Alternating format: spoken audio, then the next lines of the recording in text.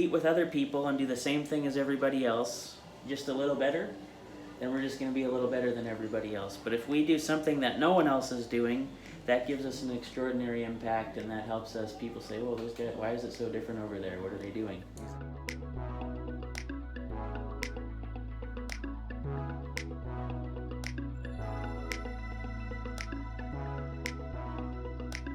Hey, rolling in dirty here to sales meeting number 49.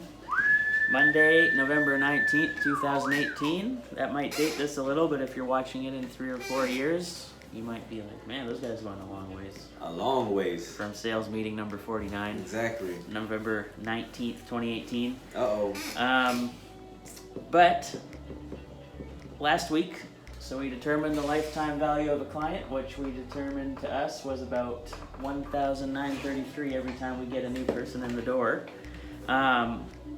And that kind of kickstarts this new series that I'm going to kind of start into, and it's going to be a series of sales meetings that are going to get into more technical aspects of business. So Okay. I think this is kind of like if we were to read a book, Okay. but we're reading it together and discussing it. So it's coming from a book, which I'll talk about in a second here, but it's kind of basically taking out the main points that apply to what we're doing. Okay. And then we can discuss it together, and hopefully we'll get some value out of it. And if it goes good, maybe we can do that with another book All right. in the future.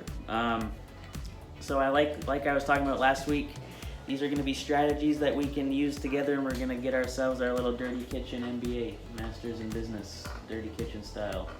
So we're going to learn these. Basically, we're just going to do it on our own and see what we come up with and what we get out of it. But I think last week was good. So we're rolling, and we're going to start getting these strategies. This one in particular is going to be from the proven master himself. I talk about him all the time, but he's the $9 billion man. He's the world's highest paid marketing consultant, and he's worked in and learned from over 400 different industries. Okay. So he's got all of these skills from eclipsing all those different industries, and that's Mr. J. Abraham. Okay. So his book is called Getting Everything You Can Out of All You Got. When you asked me about marketing books the other day, for some reason I didn't think about that. Okay. But I did email it to you, so it's in your email. Okay. But I sent it a couple weeks, or a little while back, because I think I was telling you needed to figure out that lifetime value a while ago. And I sent you the book, and I said figure out how to do it. Maybe after. But anyways, you have it. But this is what we're going through. So, and the reason I chose this book is the biggest impact that Jay's had on my life, and that got me on the path to having some really repeatedly good sales numbers, was using the strategy of preeminence, which we talked about on day 1. So you remember what that is? It was preeminence. It's how- to be our client's most trusted advisor, Yeah. and there was something else. Just And that's all right. printing, Yeah. marketing. Anything related to printing, marketing, signs. Exactly. We want to be seen as, oh yeah, those guys know everything. I don't care. Just ask them, and whatever they say, just do it. Okay. That's because they give us the best advice, not necessarily to help us more than we're gonna just give everybody what they need, and not necessarily what we need. Exactly. But in the long run, that should be beneficial for everybody. So, preeminence, as well as understanding that all of our competition and the majority of marketers only use the marketing methods and skills that everybody else in their industry uses. So if we go around all the print shops, they're probably going to be advertising in about the same way, less or minus 10 or 20%. Same with every other industry. Probably Valvoline did the same advertising as Jiffy Lube, as the same advertising as Firestone, as the same advertising as Mr. Lube, whatever. Probably pretty similar, right? Same coupons, same offers, same deals. Exactly. Same signs on the hanging off the building. So here's the thing that I learned from him that really made a big impact on me, is that if we compete with other people and do the same thing as everybody else, just a little better, then we're just going to be a little better than everybody else. But if we do something that no one else is doing, that gives us an extraordinary impact, and that helps us. People say, well, those guys, why is it so different over there? What are they doing? I think that's what we're doing right now with these videos, right? So Of course. it's just a cool way that nobody thinks about that. They just think, oh, okay, I'm going to say 10% off oil changes, and you get a free oil filter if you come before Yeah. the 19th. But if they said something like, first person to I don't know, something crazy Free where turkey. you get a free engine. Free turkey, Yeah, which something- nobody something wanted for completely- some reason. Something completely different than Whatever. really going to stand out. So that's kind of why I like Jay, and that's what we're going to dig into. So starting out with today's topic, number one, pretty simple from the beginning, just to get our minds thinking, is how can we increase business? So have we ever thought about how many ways there are to increase business? I'm sure you've thought about that for your own business and this business. Is there 100 ways? Is there 200 ways? I'm sure there's 100 ways. Is there 500 ways? Probably an infinite amount of ways to get Right. free business. So if we think about it like that, it could be intimidating because you don't even know where to start. But if we use our mindset philosophy where we try and simplify things down, there's actually only 3 real ways to increase business. Okay. So that's what we're going to talk about today. So number 1, you increase the number of your clients. Well. Right? Simple Yeah. enough? Whoa. Okay. Number 2, increase the average sale per client. And number 3, increase the number of times the client returns to buy again. Simple 3 points. So increase the number of clients, increase the average sale per client, or increase the number of times the client returns to buy again. So only 3. And it's significantly less daunting to think about how we can do 3 things better rather than how we can come up with 500 new ways to do something better, right? We just focus down on those 3 main points. So let's take a simple example. I kind of wrote it down because it's easier probably to see it in numbers, but there's a little magic formula here just to help you understand what impact this can make. So what we're going to do is we're going to take the number of clients, the transaction value per client, and how many times they purchase per year, and that's going to give us our total income. So if we had 1,000 clients that paid $100 per transaction, and then they came back 2 times a year, we'd have an income of $200,000, okay? Now if we focus down, we thought really hard on these 3 points, we increased the number of clients, we increased the average size of the sale, and we increased the number of times they came back by only 10%. That's it. We just increased each of those factors by 10%. We're gonna have 1,100 clients paying an average of $110, coming back 2.2 times a year, and our income's increased all the way to $266,200, which is a 33% total increase of income. So by only increasing those 3 factors by 10%, we've increased our income by 33%. So it doesn't take that big of an improvement over the 3 points to make that big of a difference in your income at the end of the day. Now if we increased it by 25%, our total income would go from $260 to $390. So you can see how if we just increase these a little bit at a time, the bottom line takes a big jump, right? So that's how people can easily, so that's how Jay says people can easily increase their incomes or grow their business by 100, 200% or more. Because you're going to think and focus on these 3 main things, improve them just a little bit, and then the big results at the end are huge. So if we get a little more specific, we can think about how are 3 ways that we can increase these different things. So increasing our number of clients.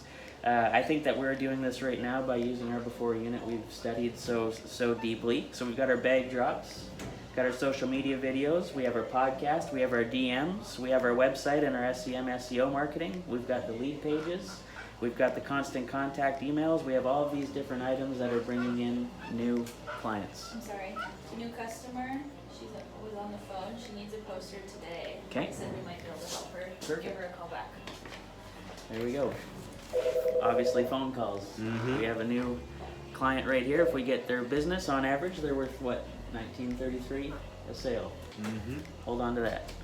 Okay, so there we go. Phone, we just did that, increasing our number of clients. So how can you do that with S&G? You can do your trade shows. You can build out your online, right? You can work on your social media. Any way that you can increase those clients, you can see how that leads to that.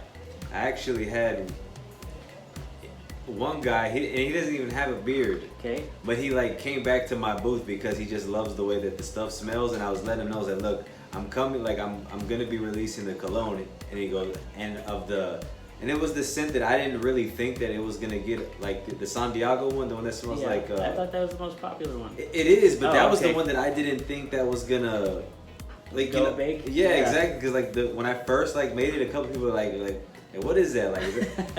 And then when I've actually put it out to sell, that's been by far the favorite one. That's interesting. Exactly. And this guy that keeps coming back to my booth who doesn't even have a beard. Right. You know what I mean? Yep, just because he likes it. Exactly. I heard some interesting thing on the weekend, and it was something about just don't assume in business what others think, because it may be completely different than Exactly. you think, and just let the market tell you Yeah. what is good and what is bad. So you might think, oh, I'm not really helping this person, but then it turns out that they think you're the best thing on earth, even though you thought maybe you didn't help them that much. Yeah. Yeah. Okay. Well, that's interesting. I like that. So then the next thing is how do we increase the size of the sale per client? So this example, General Motors, Honda, Ford, etc. They'll sell you a new car for $24,995. But when you go to the dealership, have you ever actually paid the advertised price, or do you pay for extras like, the Apple Car hookup, the air conditioning, the security system, the sunroof, the warranty package, the financing deal? Right? So the price may be $24,995, but once you actually walk out the door, suddenly it's become $34,995. I don't know, sir. I've only bought one new vehicle, and it was the base model. So. Okay, well, but it's just increasing that size of sale per client. So despite our good intentions, when we go to dinner, you want to don't spend too much. We're going for dinner, right? Yeah. But all of a sudden, the waiter comes out, and you've got your lady with you, and she says, "Well, don't you guys want an appetizer?" Sir, I had a $20 budget. Yeah, well, I did pay that valet $15 for parking, but I know that she likes fried pickles. So we better get to the fried pickles, right? Yeah. And then, of course, when you're out by yourself, you probably wouldn't get dessert. But what do you do when you're on a date? Of course, She brings out that thing. Dessert it is. So that's that's how they're increasing that transaction per client, right? So we can think of how we could do that as well. Now, how do we increase the numbers of sales per client? So think about like clothing stores, auction houses, jewelry stores. They have things like that private invitation only sales event. They have airlines offer frequent flyer miles. There's a place called Miles Laboratories, a company. They published a small cookbook filled exclusively with hot and spicy recipes, as hot as they could get, and they gave it away for free. But what does Miles Laboratory do? They're the creator of Alka-Seltzer. So people that read this cookbook get the heartburn, and they go and buy their product. So these aren't just random unrelated business increasing strategies. Each example represents a well thought out, documented, and an income increasing principle or strategy that we can learn to use in the dirty kitchen, and when you use S&G, same thing. So this is just a little introduction today, get our minds in the right place where we're thinking about, instead of 10% improvements, once we start thinking like this, then you realize that a 10% improvement becomes a 30% improvement, becomes a 50, becomes 100.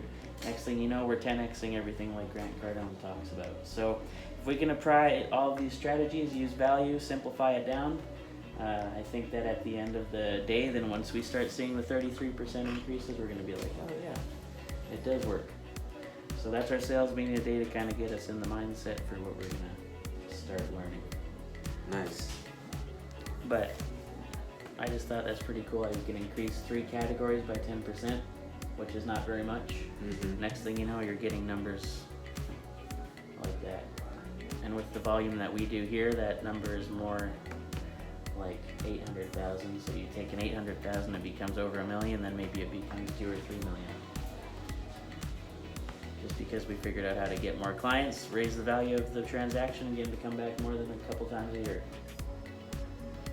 So that and this is gonna be from the book from Jay Abraham, you said? Yes. So yeah, I'm gonna go through it. I'm gonna kind of distill it down to printing and how it works for that and for your business, and take out some of the stuff that's just the fluff in there. Yeah. And then we can talk about it and say we like it or we don't, or we should try it or we shouldn't. But I think just from that one there, we now know that I put out that video ad for our business card Dirty Kitchen series, Mm-hmm. and I put a $50 budget. Let's see, actually. I think we should have it here.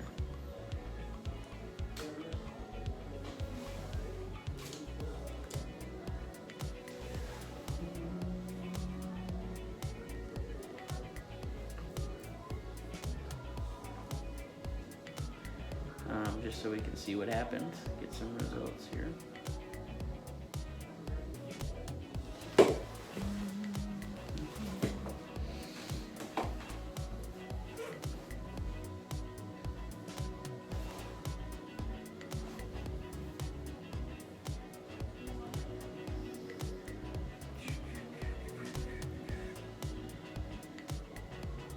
Oh, I put out a job post on Facebook too. Okay.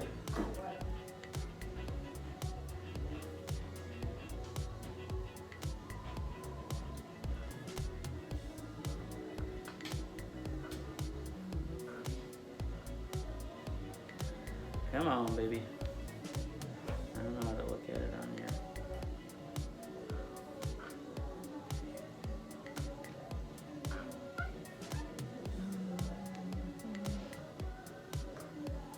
There we go, ads manager.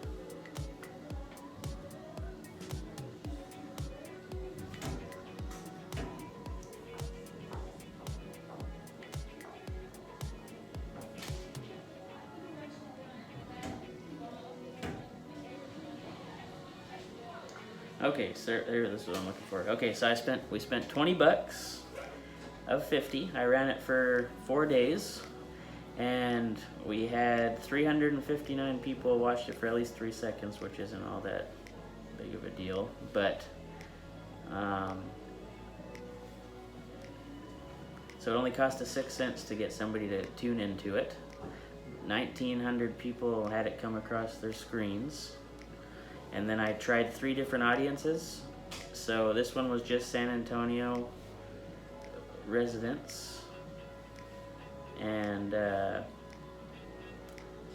think I chose like a small business, entrepreneur, just a bunch of business topics, business cards, and depending on what people have searched in the past and were interested. And that was our cheapest one. It cost us 5 cents a person just to kind of get them watching a little bit. I think we got like 4 or 5 likes on the video, which was cool. So those are kind of people that have expressed interest, right? And then I tried one to people that had already watched our video. Mm-hmm. There was 2 different categories I used.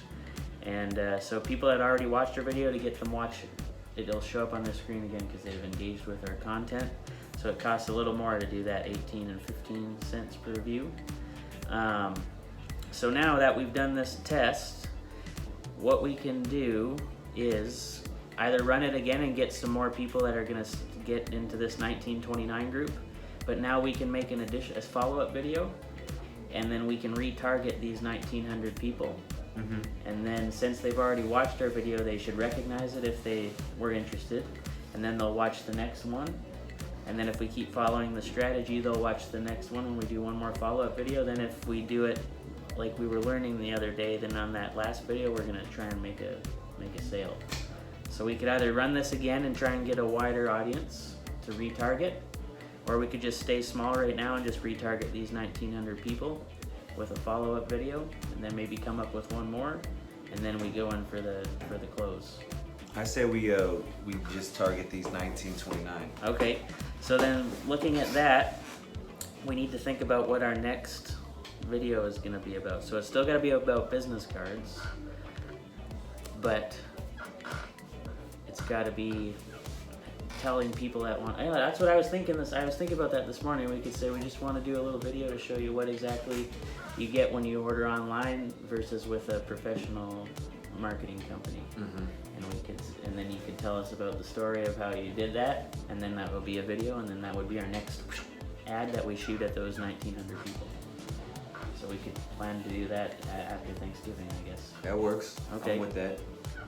So we'll do that then. That'll be our next video. Let me put that in here so we don't forget.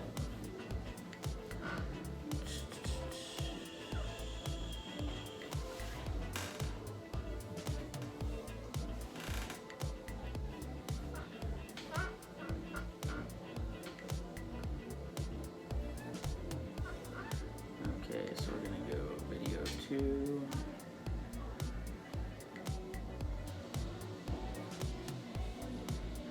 I'll say VistaPrint. We could call VistaPrint right out, and then we can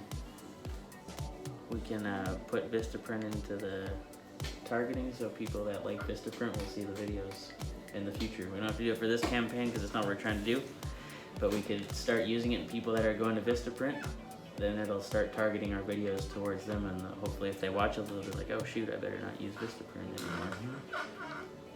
VistaPrint video. Okay, so we can develop that after the holiday, because I think on this Wednesday we want to keep on focusing on that newsletter, right? Yes. Yeah. Okay, cool. Well, that's sales meeting number 49. Developing, working it out, making things happen. If you guys like this, check out Alpha Graphics West Ave on Instagram, AG West Ave Facebook and Twitter. I'm guessing you're watching this on YouTube if you've got to the 19-minute mark. Appreciate you guys as always for listening. If you have any comments, like, subscribe, leave us some feedback, and we'll keep these coming as you keep on watching. Thanks so much. Kitchen, another Alpha Graphics quote of the day, and yet again, another unknown source, but that's okay because it has the same impact, all the same. So, my quote of the day is, let your passion come through and infect other people. Be the fire that others warm their hands on. So have you ever noticed that when you're around somebody that's excited about life or that's really going hard for what they're going at, or maybe you've been part of a team, a sports team where you're working with other players and other teammates, do you notice that it's a lot easier to really go for what you're trying to achieve? Is it easier than when you're just kind of sitting down? Maybe you're trying to read a book by yourself and you're in your kitchen and you're looking at a white wall, or maybe you have that cold plate of macaroni and cheese or some Cheetos with you on the table, and it's just like, man, I don't want to read this right now.